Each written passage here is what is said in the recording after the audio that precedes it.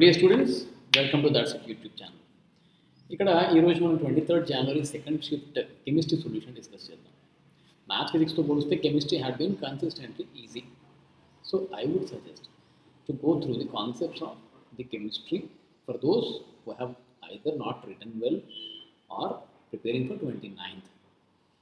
And వీటన్నిటిని playlist రూపంలో నేను మీకు ప్రజెంట్ చేయడం జరుగుతుంది. సో కీప్ వాచింగ్ మన దట్స్ ఇట్ యూట్యూబ్ ఛానల్. ఒకవేళ మీరు ఛానల్ కొత్త అయితే ఇమీడియట్లీ సబ్స్క్రైబ్ చేసుకోండి, ఎందుకంటే ఇక్కడ అన్ని కెమిస్ట్రీకి సంబంధించిన వీడియోస్ ఆల్రెడీ అందుబాటులో ఉన్నాయి. ఈ జేఈ మెయిన్ కూడా మీరు ఒకవేళ 29th రోజు రాస్తే ఈ కాన్సెప్ట్ రిలేటెడ్ డిస్కషన్ జరుగుతుంది ఇక్కడ, లేదా tips and tricks related discussion జరుగుతుంది. సో దీన్ని యూజ్ చేసి మీరు మార్క్స్ని ఇంప్రూవ్ చేసుకోవచ్చు, ఎందుకంటే comparatively it's easy to score in chemistry.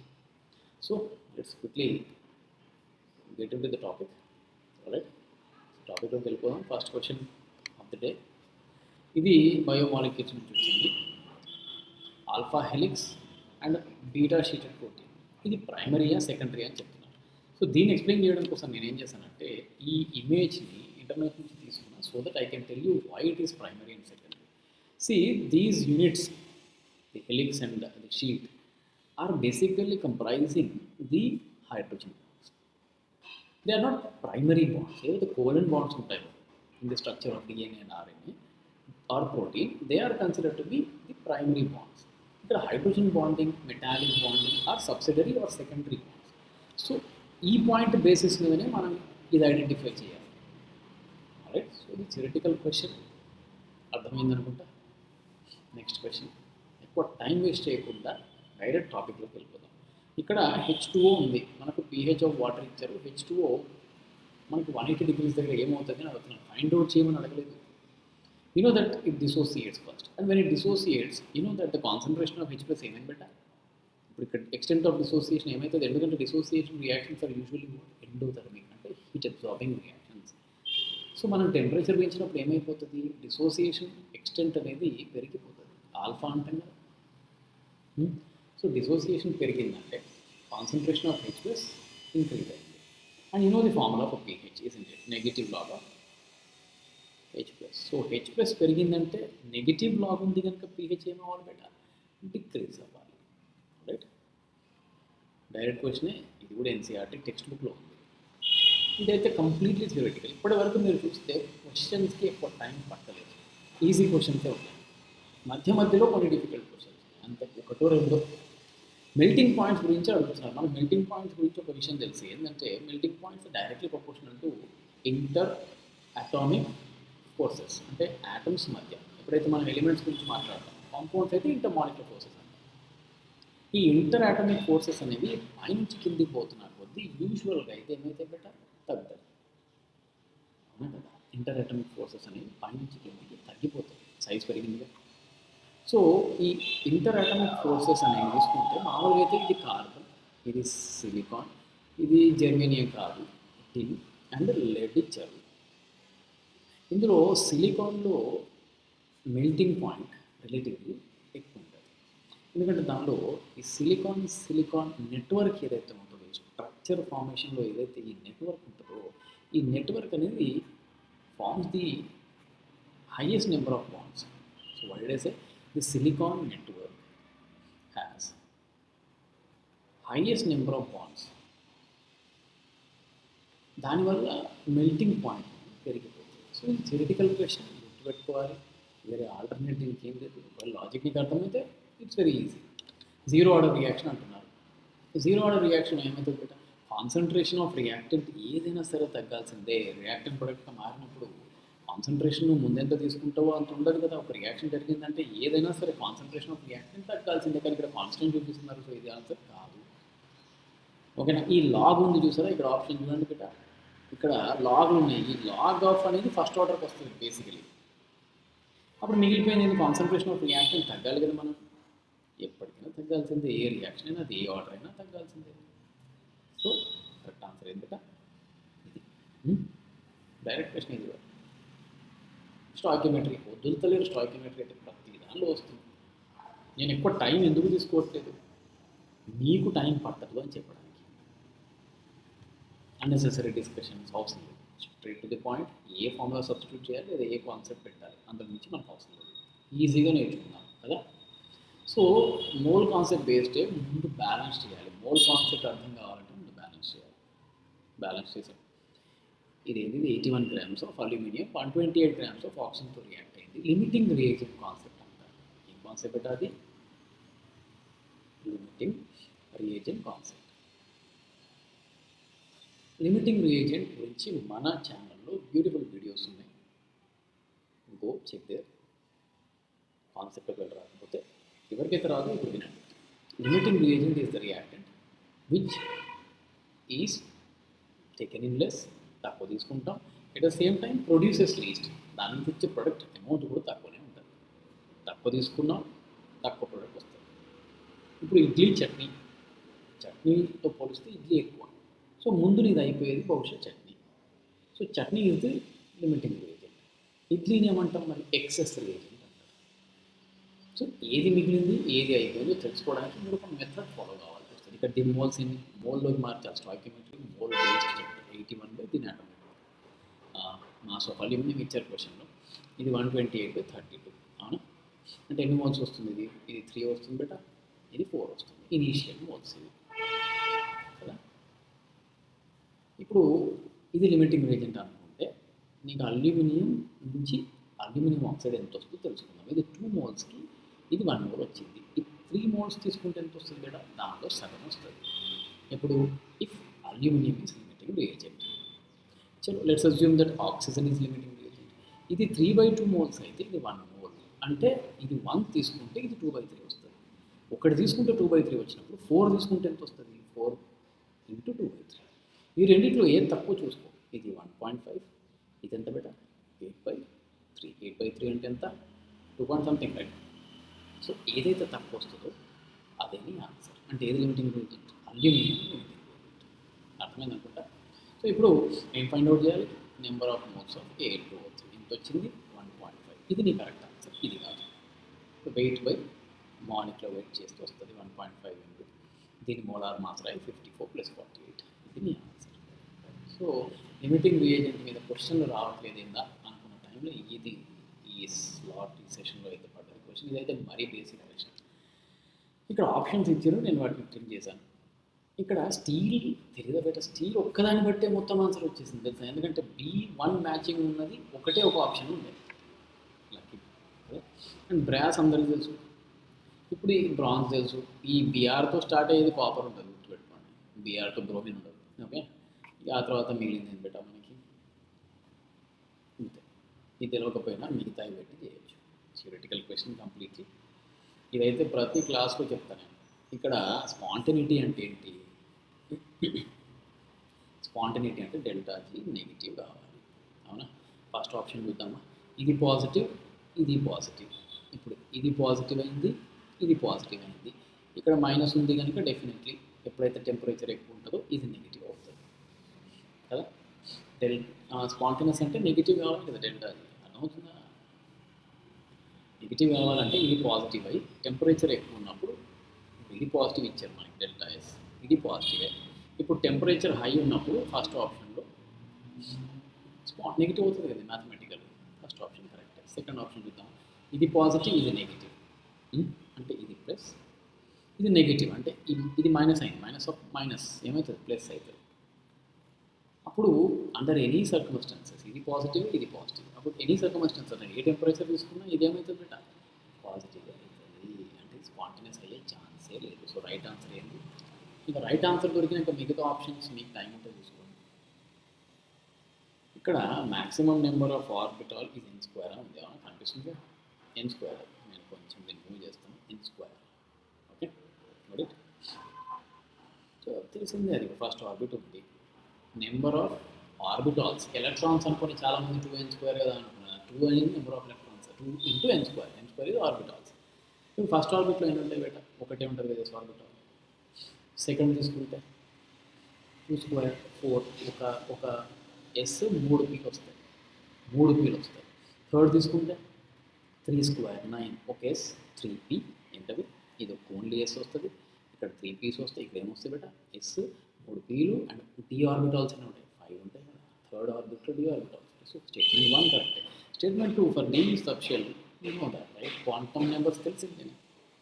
d subshell అంటే a equal to ఎంత బేటా 2 -2 -1 0 +1 and +2. These are nothing but the quantum. అంటే అది క్వాంటమ్ నెంబర్ ఏం quantum number magnetic quantum number అదే అడిగింది. ఓజ్ అనాలిసిస్ కోసం వచ్చినాం. మరి సింపుల్ క్వశ్చన్. ఇప్పుడు కానీ ఓజ్ అనాలిసిస్ కూడా శాలరీ మీద అడిగితే డబుల్ బాండ్స్ బ్రేక్ చేయండి, డబుల్ బాండ్స్ బ్రేక్ చేయండి. కాంపెన్సేషన్ కింద ఇక్కడ ఆక్సిజన్ ఇక్కడ ఆక్సిజన్ ఇవ్వండి. సరే ఆల్డిహైడా కార్బాక్సిలిక్ యాసిడ్ అంటే జింక్ ఉంటే రిడక్టివ్ ఓజ్ అనాలిసిస్. సో మీరు రాయాల్సింది ఏంది ఆల్డిహైడ్తో మీరు ఆగిపోవాలి. జింక్ ఉంది కదా బేటా అంటే ప్రోడక్ట్ ఏమొస్తుంది, ప్రోడక్ట్ ఏమి ఇచ్చారు మనకి ఆల్డిహైడ్స్ కూడా ఉన్నాయి, కార్బాక్సిలిక్ యాసిడ్స్ కూడా ఉన్నాయి. సో ఆల్డిహైడ్ ప్రోడక్ట్గా తీసుకుంటాం. ఓకే ఇది మెయిన్ ప్రోడక్ట్ అర్థమైంది అనుకుంటాం. Right. So direct question ఓజ్ analysis మీద ఈ పేపర్లో రెండు వచ్చినట్టు అనిపించింది నాకు. ఆర్గానిక్ ఈసారి ఈ సెషన్లో కొంత ఈజీ ఉంది. C4H8O ఆల్డిహైడ్స్ అండ్ కీటోన్స్ ఎన్ని వస్తాయని అడుగుతున్నారు. యూజువల్లీ ఇట్స్ స్ట్రక్చర్ వైస్ ఉంది కదా, నేను కీటోన్స్ ముందు రాస్తాను. ఓకే నీకు ఒకటే కీటోన్ వస్తుంది, ఇక్కడ రాసినా ఏంటది 2-బ్యూటానోన్. ఇది కీటోన్ అయిపోయింది. ఆల్డిహైడ్ రాద్దాం C4 ముందు స్ట్రేట్ చైన్ రాద్దాం, స్ట్రేట్ చైన్ తోటి ముందు రాసేద్దాం CH. తర్వాత వీటిని మారుద్దాం, మార్కర్కి ఇక్కడ పెడతాం. ఎంత చైన్ ఐసోమర్ రాసినా కూడా అక్కడ నీకు వచ్చి రెండే కూడా. సో ఆల్డిహైడ్స్ రెండు వస్తాయి, కీటోన్ ఒకటి వస్తుంది. ఓకేనా, ఫాలో అవుతున్నారా? తక్కువ టైంలో అవుట్పుట్ ఎక్కువ రావాలి.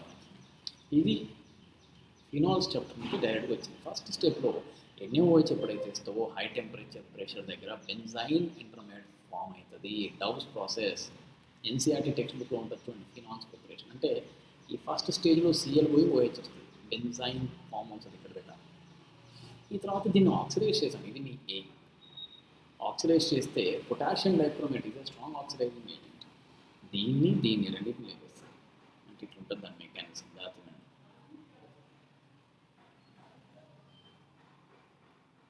ఒకటి ఇట్లా ఈ రెండు హైడ్రోజన్ తీసేస్తుంది, అంటే H2 వెళ్ళిపోయింది బయటికి, ప్లస్ ఎక్స్ట్రా ఆక్సిజన్ కూడా ఇక్కడ యాడ్ చేస్తుంది ఈ పొజిషన్లో. అంటే మొత్తం ఎన్ని వస్తాయి మనకి ఇక్కడ ఈ హైడ్రోజన్ తీసేసింది, ఇక్కడ ఒక ఎక్స్ట్రా ఆక్సిజన్ పెట్టింది.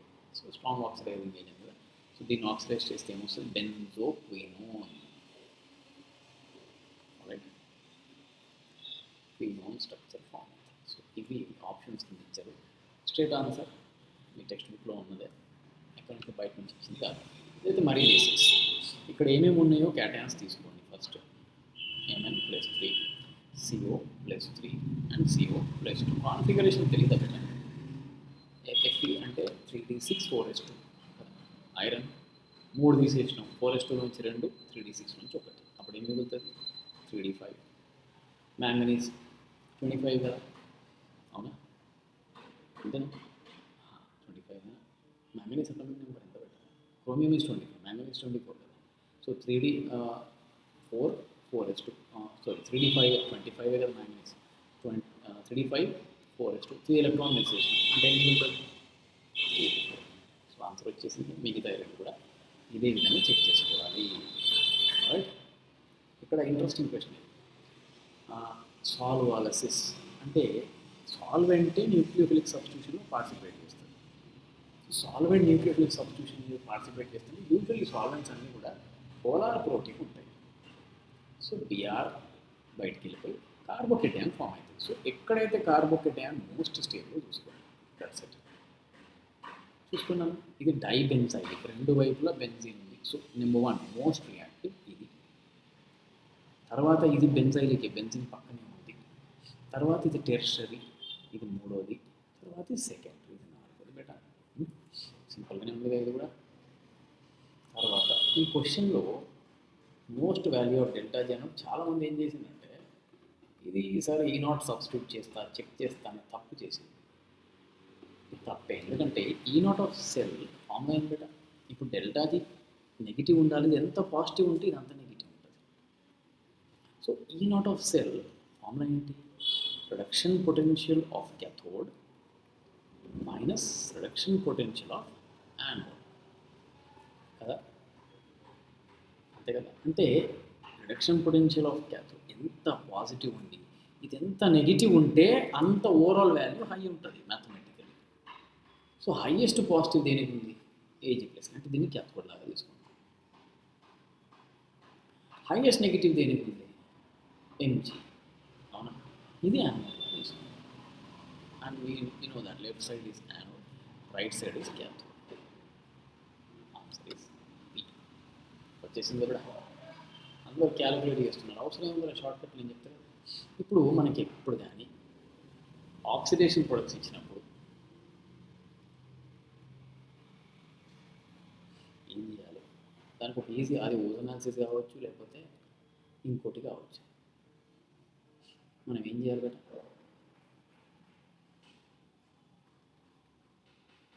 ఆ ఆక్సిజన్ అని దగ్గరికి తీసుకురావాలి. ఇక్కడ ఎస్టిక్ యాసిడ్ రాసాను, ఇది అయిపోయింది, ఎసిటోన్ కూడా రాస్తాను. సరే ఇక్కడే ఎందుకు రాస్తున్నానంటే ఎడం రాసుకో, ఎందుకంటే ప్రోడక్ట్లో మనం రియాక్టెంట్లో ఎక్స్లో మనం ఫైండ్ అవుట్ చేయాల్సింది నెంబర్ ఆఫ్ సిగ్మా బాండ్స్ కనుక మీకు పెద్ద ఎఫెక్ట్ లేదు. అప్పుడు ఏం చేయాలంటే వీటిని కలపండి.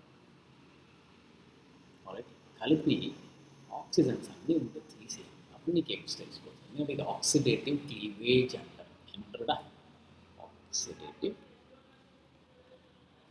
క్లీవేజ్ అంటే ఏంటి ఆ రియాక్టెంట్ ఇంతకీ అంటే జాగ్రత్తగా CH3 C double bond C, ఇక్కడ కూడా ఆప్షన్ ఉందిగా, తీసేయాలి. ఏ ఆప్షన్ ఉన్నా తీసేయాలి.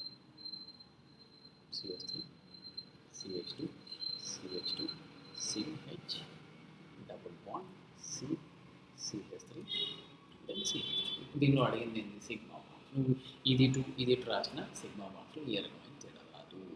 So 3 hydrogen, 3 + 1 + 1 on 4 + 1 5 6 7, alright, 10 11 + 2 on 13 14 16 17 18 19 20 21 24 and then 27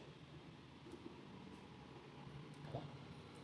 చూసిందా, కొంచెం ఇక్కడ డౌట్ ఉంటే పాజ్ చేసుకొని చూసుకోండి, రివైజ్ చేసి మరీ వినండి. 29 నాడు రాష్ట్రాలు ఇదైతే డైరెక్ట్ క్వశ్చన్ పెట్టాలి. నాన్ వోలటైల్ సొల్యూట్లో వోలటైల్ సాల్వెంట్లో నాన్ వోలటైల్ సొల్యూట్ వేస్తే relative lowering of vapour pressure అనే కాన్సెప్ట్ ఉంటుంది. కంపారిటివ్లీ సొల్యూషన్ నుంచి ఇది చాలా ఈజీ క్వశ్చన్ చెప్పవచ్చు. ఇది మన ఫార్ములా. అయితే ఇక్కడ ఏ ఉంది, పి ఉంది కదా, ఏ ఉంది, పి ఉంది, రెండు ఇచ్చారు. అంటే సార్ ఇది ఏంటి నాకు ఏమర్థం, P0 is pure solvent. P is the solution vapor pressure after the addition of the solute A by P0 is the pure solvent is equal to mole fraction of the solute. Solute ఇక్కడ ఏం తీసుకున్నాం, A అని తీసుకున్నాం. Bకి ఏమొస్తుంది నీకు, P0 pure solvent అదే minus PB by water అదే XP. Bus bath ఖతం, రెండింటిని డివైడ్ చేయి, అవునా. ఈ వాల్యూ ఇచ్చారు నీకు, డిక్రీజ్డ్ బై అంటే డిఫరెన్స్ ఇచ్చారు డైరెక్ట్గా 10 బై మళ్ళీ decreased by 20 is equal to XA. Mole fraction of the first is given, then you need to find out the mole fraction of the second. Simple question beta. ఇదైతే మరి బేసిక్స్గా PbCl2 salt analysis నుంచి వచ్చింది. Second group analysis, ఇది second group cations, PbSO4 వస్తుంది అంతేనా. ఆ తర్వాత acetic acid వేసి తోమితే కానీ ఇది PbClO4 రాదు.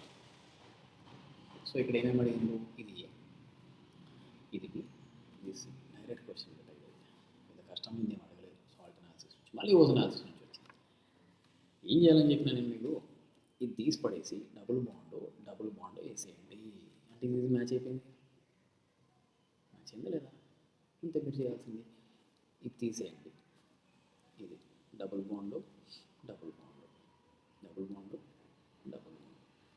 ఇక్కడ కూడా అంతే, ఇక్కడ కూడా అంతే.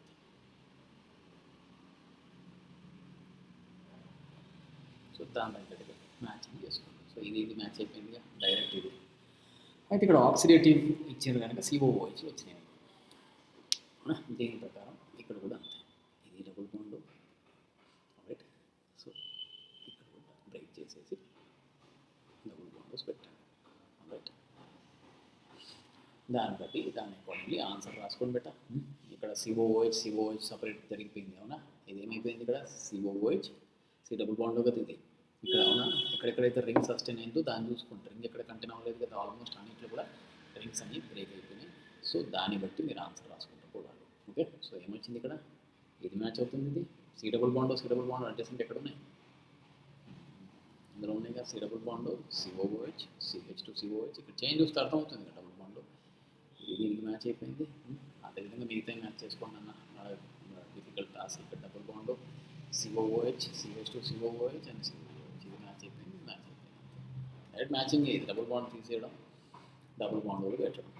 ఇది డయాజోనియం సాల్ట్ మీద రెండోసారి NH2 పోయి ఏమొస్తుంది బేట, డయాజోనియం సాల్ట్ వస్తుంది కదా. ఇట్లా రాద్దామా, ఇట్లా రాద్దాం. ఇది ఏ.